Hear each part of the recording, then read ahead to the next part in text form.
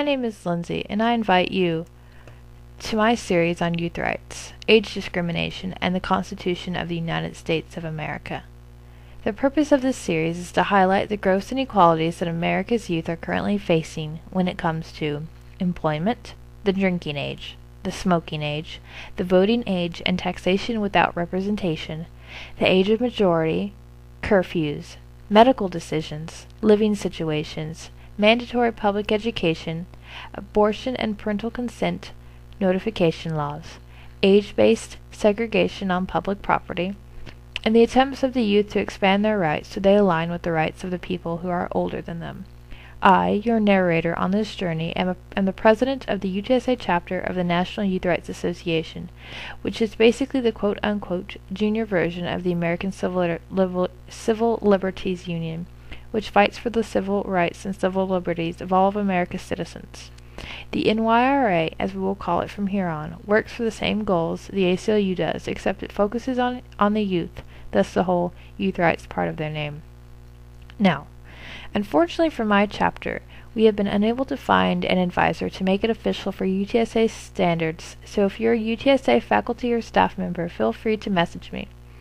We are recognized by the NYRA as a whole, so we're only half of a whole organization at this moment.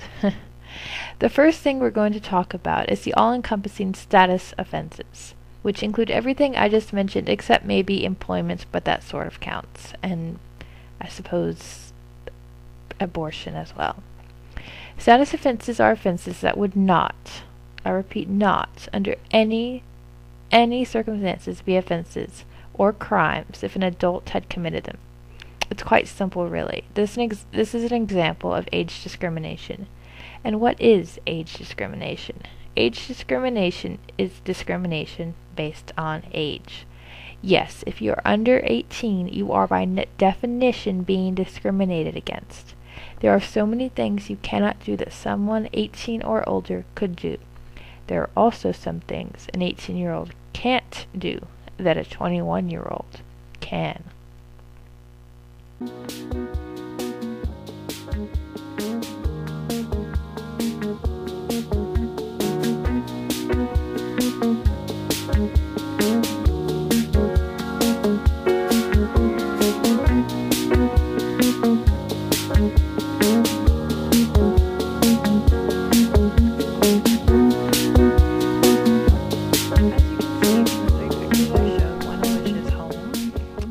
The second of which is school, and the third of which is finally work, job, employment. And those are the three places you should be always. You should either be at school, at home, or at work. And that is what the law basically says. And if you're anywhere else that your parents don't allow you to be, or that the law does not allow you to be at certain times, you can actually get in trouble for that. If you run away from home, you have just committed a crime. That running away consists of going to someplace else that your parents do not approve of. And if you do not go to school, you're not only running away, you have just committed the awful crime of truancy. Oh, poor truancy, poor educational system. Oh my gosh, they're missing one student. But no, if you run away from home, you have committed a crime if you're under 18 years of age. That you can be in an abusive home, a verbally abusive, mentally abusive, financially abusive, because if you have a job under 18, even though you've made that money, your parents have a legal right to your money, and you cannot open a bank account actually on your own volition because you are under 18 years of age, and you are legally bound to your parents as if you were married to your parents, because you, your mom, and your dad are all one and the same person. Sometimes if you're truant from school, your parents can get in trouble. If you break a window, your parents will have to pay it. Your parents sign you up for school. You cannot sign yourself out from school until you reach 18 years of age. And in some schools you still cannot do that because you're at school. And that trumps your rights for some reason. Yeah, so if you want to run away, you know, the only thing you can do to run away legally is only when you're 16 years of age. Now, if you're 15 and a half, you're kind of screwed still. The only thing you can do is to become legally emancipated, and that takes about at least a minimum of 3 months, if not longer than that, probably looking upwards of a year. You have to live on your own for at least 3 months, have your own money and everything, which that's really hard to do if your parents have a legal rights to your money. And if you've been living away from your home for 3 months and your parents don't want you to live away from home for 3 months, they can actually get you for running away in the midst of your emancipation proceedings. Legally and unfortunately logically, they can do that, or at least that's the way it appears to me. So, if you're legally emancipated, you have a certain number of rights that a non-legally emancipated minor would have.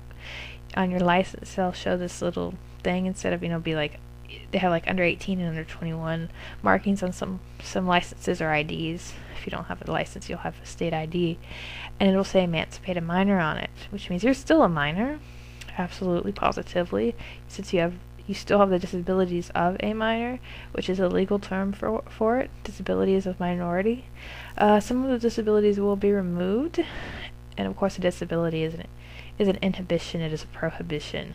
It is a disallowing of certain activities.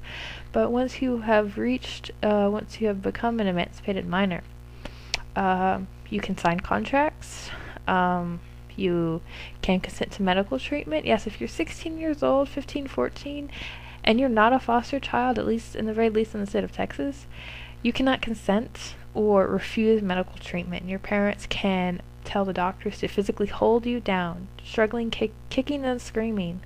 If you have no desire to have any sort of medical treatment, then you will not be allowed to refuse treatment. Legally anyways. Your thoughts, concerns, feelings about the situation do not have to be taken into effect because you are part of your parent, and your parents' wishes always and forever override yours unless you get emancipated or are 18 years of age, which is automatic emancipation. So yeah, just in case you didn't know, a quick fact here is that the opposite of emancipation is slavery, meaning before you have become emancipated, either when you're 16 and did the emancipate a minor thing, or 18, you are by definition a slave of your parents and the state, because they have in place prohibitions on you, disallowing you to do certain things such as running away. Now, the other way to get away, besides getting legally emancipated, is to call CPS on your parents, and if they've been shown to be physically abusive to you or sexually abusive to you, then they can remove you from the home, which is the term they use, remove. Not rescue, remove. And place you into foster care, but that's a whole nother can of worms all by itself. Foster care is not the best option for a large majority of people, because unfortunately a large majority of the teenagers taken into foster care don't actually go to foster parents. They're taken to a group home, which is the new word for an orphanage, and they get a caseworker, and they see a judge, and they figure out their living situation, and anything could happen. If you're finally ever placed into a foster home, you can be abused by those parents, because the foster parents are actually paid. They are paid to take care of you, and some foster parents just want the money.